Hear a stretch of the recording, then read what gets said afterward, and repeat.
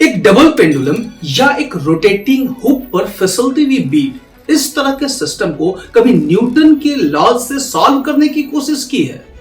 Tension, normal forces, gravity, इतने सारे forces calculate करते करते दिमाग का दही हो जाता है। What if I told you there is a more elegant, a more powerful way, एक ब्रह्मास्त्र जिससे सारे कॉम्प्लेक्स प्रॉब्लम को चुटकियों में सॉल्व किया जा सकता है, और वो भी बिना फोर्सेस को कैलकुलेट किए। Welcome to intelligible physics. आज हम लोग जिस टॉपिक के बारे में बात करने वाले हैं वो फिजिक्स का सबसे इंपॉर्टेंट टॉपिक है, और इसका नाम है लैग्रैंजियन मैकेनिक्स। न्यूटन ने हमें बताया कि हर एक एक्शन के पीछे एक फोर्स है, F = ma।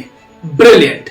लेकिन एक कॉम्प्लेक्स और कंस्ट्रेंट सिस्टम के लिए ये कॉन्सेप्ट बहुत ही ज्यादा मेसी हो जाता है। यहां एंट्री होती है हमारे हीरो की, जोसेफ लुई लैग्रैंज की, जिन्होंने हमें बताया कि फोर्सेस को हम भूल जाते हैं और लेट्स टॉक अबाउट एनर्जी। हर एक सिस्टम के पास दो एनर्जी होता है। पहला काइनेटिक एनर्जी, जिसे हम कहते हैं एनर्जी ऑफ मोशन, और इसे रिप्रेजेंट किया जाता है T = ½ mv²।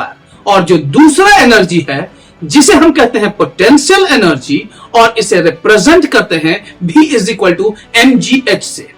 लैग्रैंज ने इन दोनों एनर्जी को मिला करके एक मैजिकल क्वांटिटी बनाया, जिसे हम लोगों ने कहा द लैग्रैंजियन, और इसे रिप्रेजेंट किया जाता है L = T - V से, जहां पे L जो है वो लैग्रैंजियन को रिप्रेजेंट करता है। बस यही है वो मास्टर की। हम फोर्सेस को ट्रैक नहीं करेंगे, हम टोटल एनर्जी के स्टेट को ट्रैक करेंगे। It's like judging a company not bye it's every single transaction but by it's final profit and loss statement. Simple and powerful. तो लैग्रैंजियन L का करना क्या है? लैग्रैंजियन ने हमें एक मैजिकल वैंड दिया, जिससे एक इक्वेशन निकल के आती है, और वो इक्वेशन किसी भी मोशन को कंप्लीटली डिस्क्राइब करती है, और इस इक्वेशन को हम लोग कहते हैं ऑयलर लैग्रैंजियन इक्वेशन। ये इक्वेशन है d/dt of del L by del Q dot minus del L by del Q = 0। वो ये क्या है? Let's break it out.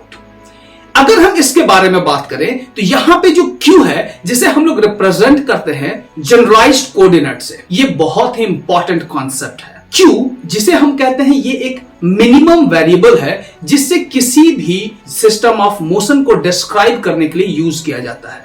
For example, अगर हम बात करें सिंपल पेंडुलम के बारे में, तो सिंपल पेंडुलम के लिए कोई एक ऐसी चीज चाहिए जो सबसे जरूरी है, और वो है हमारा एंगल थीटा। और यहां पे जो एंगल थीटा है, यही हमारा जनरलाइज्ड कोऑर्डिनेट है, और इसके लिए हमें XY कोऑर्डिनेट या फिर टेंशन निकालने की जरूरत नहीं है। यहां पे जो Q है वो कंस्ट्रेंट को ऑटोमेटिकली हैंडल कर लेती है। अगर हम बात करें Q डॉट के बारे में, जो कि टाइम डेरिवेटिव है जनरलाइज्ड कोऑर्डिनेट का, अगर Q हमारा एंगल थीटा है तो Q डॉट जो होगा वो हमारा एंगुलर वेलोसिटी थीटा डॉट होगा। ये जो इक्वेशन है ये बेसिकली न्यूटन के सेकंड लॉ F = ma का सुपर जनरलाइज्ड वर्जन है। ये कहती है कि जो हमारा इक्वेशन ऑफ मोशन है, जो हमारा किसी भी बॉडी का जो पाथ है, वो एनर्जी के उस खेल पे डिपेंड करेगी जो इस इक्वेशन को फॉलो करे। चलिए इस मैजिकल वैंड को टेस्ट करते हैं सिंपल पेंडुलम पर, और इक्वेशन ऑफ मोशन निकालते हैं सिंपल पेंडुलम का, और वो भी बिना फोर्सेस को कैलकुलेट किए। सबसे पहले हम लोग जनरलाइज्ड कोऑर्डिनेट के बारे में बात करेंगे। सिंपल पेंडुलम के लिए हमारा जो जनरलाइज्ड कोऑर्डिनेट है वो है थीटा, क्योंकि ये थीटा ही है जो पूरे सिस्टम को, सिस्टम ऑफ मोशन को डिस्क्राइब कर रहा है पेंडुलम का, ठीक है ना। तो इसके लिए अगर हम बात करें ये सिस्टम है क्या, यहाँ पे ये जो वायर दिख रहा है इसका लेंथ हमारा L है, और ये वायर जो है यहां से यहां तक जो मूव करके यहां से यहां तक गया है, इसका भी लेंथ हमारा L होगा, और ये यहां से यहां तक जो मूव किया, ये एंगल थीटा इधर मूव करेगा और एंगल थीटा इधर भी मूव करेगा। ये थीटा ही तो हमारा चेंज कर रहा है ना, जो कि हमारा पूरा मोशन को डिस्क्राइब कर रहा है, मोशन ऑफ द पेंडुलम को डिस्क्राइब कर रहा है, ठीक है ना। इसमें कुछ हम लोग ज्योमेट्रिकल मैनिपुलेशंस करेंगे। हम लोग अभी देखेंगे क्या करने वाले हैं हम लोग यहाँ पे, ठीक है ना। यहाँ पे क्या करते हैं हम लोग, कुछ लाइन ड्रॉ करते हैं। क्यों लाइन ड्रॉ किए हैं? क्योंकि ये जो पेंडुलम है, ये जो बॉब है, ये बॉब यहां से जब ऑसिलेट करके यहां तक आया है तो ये हाइट जमीन से थोड़ा सा ऊपर हाइट तक आ गया है, एच हाइट तक आ गया है, ठीक है ना।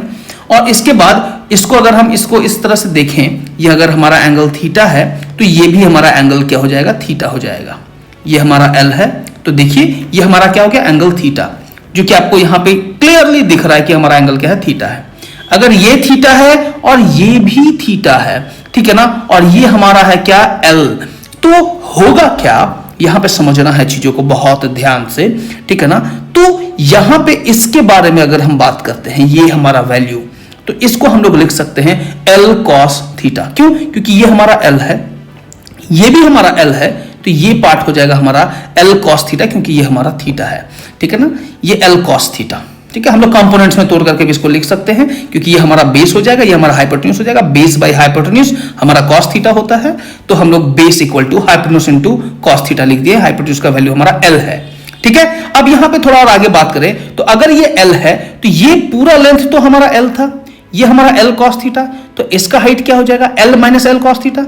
ये हाइट को हम लोग क्या लिख सकते हैं, h is equal to l minus l cos theta. ये यहां से कितना हाइट ऊपर गया है ये आपको पता चल गया है। यहां तक तो सब कुछ क्लियर है। और हम लोगों ने जो हमारा जनरलाइज्ड कोऑर्डिनेट है थीटा, इसके बारे में भी बात कर लिया। अब हम लोग काइनेटिक एनर्जी को कैलकुलेट करने के बारे में बात करेंगे। और काइनेटिक एनर्जी निकालने के लिए हमको वेलोसिटी ऑफ द बॉब निकालना बहुत ज्यादा जरूरी है। तो वेलोसिटी ऑफ द बॉब होगा क्या, velocity of the bob v is equal to l theta dot होगा, ठीक है ना। ये थीटा हमारा कितना वेलोसिटी से आगे मूव किया होगा उसके बारे में बात क्या होगा, एल थीटा डॉट हमारा वेलोसिटी ऑफ द बॉब हो जाएगा।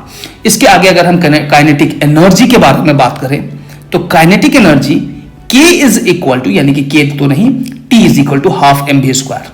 हम लोग अभी भी बात किए हैं कि काइनेटिक एनर्जी हमारा t से रिप्रेजेंट होता है और इसको हम लोग हाफ एम वी स्क्वायर लिखेंगे और v का वैल्यू एल थीटा डॉट है। तो यहां पे t equal to half M L square theta dot square हो जाएगा। इसको इक्वेशन 1 मान लेंगे। इसके बाद हमारा जो सबसे इंपॉर्टेंट पार्ट है जिसको हम लोग बोलते हैं पोटेंशियल एनर्जी। अगर हम पोटेंशियल एनर्जी के बारे में बात करें जो कि हमारा v है, ठीक है ना, इसको हम लोग कैलकुलेट कैसे करेंगे। ये हमारा हाइट है, इतना हाइट गया है ये हमारा h, तो mgh हमारा होता है पोटेंशियल एनर्जी का फॉर्मूला। तो mgh is equal to h का वैल्यू हमारे पास है l माइनस कॉस थीटा। तो ये वैल्यू हम लोग यहां पे पुट कर दिए, जो कि हमारा इक्वेशन नंबर 2 भी हो जाएगा l को कॉमन निकालने के बाद। mgl 1 माइनस कॉस थीटा, जो कि आपको क्लियरली दिख रहा है। इसके बाद अगर हम बात करें, वही सिस्टम है हमारे पास, यहां पे लैग्रैंजियन का वैल्यू क्या होगा। हम लोग अभी हम लोग पढ़े हैं कि Lagrangian L equal to t minus v होता है, ठीक है ना। L इक्वल टू क्या होता है, टी माइनस भी। टी हमारा काइनेटिक एनर्जी, भी हमारा पोटेंशियल एनर्जी। टी का वैल्यू हमारे पास क्या आया था, हाफ एम वी स्क्वायर का जो हमारा वैल्यू आया था वो हमारा कुछ इस तरह से था, half M L square theta dot का whole square minus M G L 1 minus cos theta. ये हमारा लैग्रैंजियन का वैल्यू आ गया है, ठीक है ना। अगर हमारे पास ये लैग्रैंजियन का वैल्यू आया है तो यहां पे हम लोग ऑयलर लैग्रैंजियन इक्वेशन लिखेंगे, जो कि हमारे पास जो ये पेंडुलम है इसके मोशन को डिस्क्राइब करेगा, ऑयलर लैग्रैंजियन इक्वेशन, ठीक है ना। तो ऑयलर लैग्रैंजियन इक्वेशन का हमारा फॉर्मेट क्या है, हमारा d by d t del L by del q dot minus del L by del q equal to 0। Q dot हमारा जनरलाइज्ड कोऑर्डिनेट का हमारा टाइम डेरिवेटिव है और q हमारा जनरलाइज्ड कोऑर्डिनेट है, ठीक है ना। तो q डॉट मतलब यहां थीटा डॉट हो जाएगा, ठीक है ना, और q का मतलब थीटा, ठीक है ना। ये हम लोग ऑलरेडी बात कर चुके हैं। यहां पे क्या है, q हमारा थीटा है, q डॉट हमारा थीटा डॉट है। तो आगे अगर हम लोग बात करें तो यहां पे लैग्रैंजियन को तो लिख के रखना बहुत ज्यादा जरूरी है, क्योंकि हम लोग यही लैग्रैंजियन को डिफरेंशिएट करेंगे, पार्शियल डेरिवेटिव भी निकालेंगे। तो सबसे पहले हमको निकालना है del L by del theta dot, मतलब कि इसको अगर हम डिफरेंशिएट करें, पार्शियल डेरिवेटिव निकाले इसका थीटा डॉट का, ठीक है ना, तो ये पार्ट तो 0 हो जाएगा क्योंकि पार्शियल डेरिवेटिव हमको निकालना थीटा डॉट का।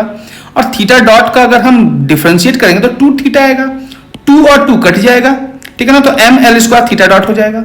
देखो m L square theta dot आपके सामने है रिजल्ट, ठीक है ना। अब क्या करेंगे, इसी का हम लोग टाइम डेरिवेटिव, इसका हम लोग टाइम डेरिवेटिव निकालते हैं। अभी देखें ना ऑयलर लैग्रैन्जियन इक्वेशन में हम लोगों को इसका टाइम डेरिवेटिव निकालना था। तो time derivative d by d t del L by del theta dot का रिजल्ट क्या होगा, इसका वैल्यू हमारे पास ऐसा था, इसका टाइम डेरिवेटिव निकालेंगे तो थीटा का डबल डॉट हो जाएगा, थीटा में डबल डॉट आ जाएगा, जो कि आपको यहां पे क्लियरली दिख भी रहा है। डबल डॉट हो गया हमारे पास। अब इसके बाद del L by del theta करेंगे तो इसका जो हमारा फाइनल रिजल्ट आएगा, ये नेगेटिव साइन इसलिए है क्योंकि हमारे पास इसके आगे भी नेगेटिव साइन होता है, तो इसका फाइनल रिजल्ट हमारे पास कुछ ऐसा आ जाएगा, ठीक है ना। इसको तो ये जीरो हो जाएगा, ये हमारा माइनस साइन आ जाएगा, तो एम जी एल इसका वैल्यू प्लस साइन थीटा, तो ये हमारे पास पूरा final result M G L sine theta आ गया। Del L by del theta का वैल्यू इतना आ गया, ये हमारा negative del L by del theta का वैल्यू आया है। ये ध्यान में रखना कि ये जो हमारा ये नेगेटिव एल का वैल्यू आया है, ठीक है ना। तो इसके बाद जो हमारे पास इन सारे वैल्यूज को जब हम पुट करेंगे ना, ये सारे वैल्यूज को जब हम पुट करेंगे तो हमारे पास ऑयलर लैग्रैन्जियन इक्वेशन जो है उसका वैल्यू क्या आएगा, वो कुछ इस तरह से हो जाएगा, क्योंकि हम लोग पहला पार्ट में इसका वैल्यू डालेंगे और सेकेंड पार्ट में इसका वैल्यू डालेंगे, ठीक है ना। तो इसका वैल्यू डालने के बाद हमारे पास ये रिजल्ट आया है।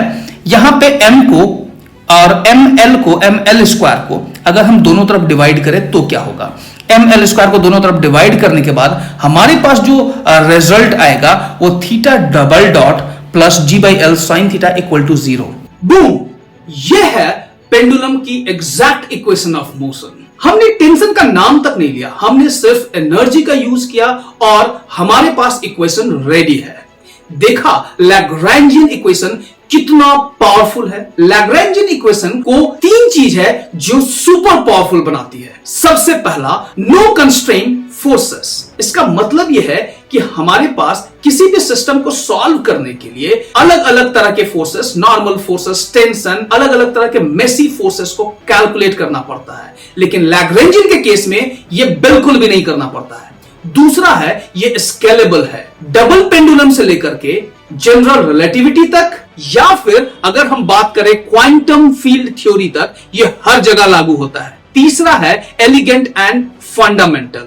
यहां पे ये सिस्टम के ज्योमेट्री और एनर्जी पर फोकस करता है, जो कि हमारा फोर्सेस से बहुत ज्यादा फंडामेंटल है।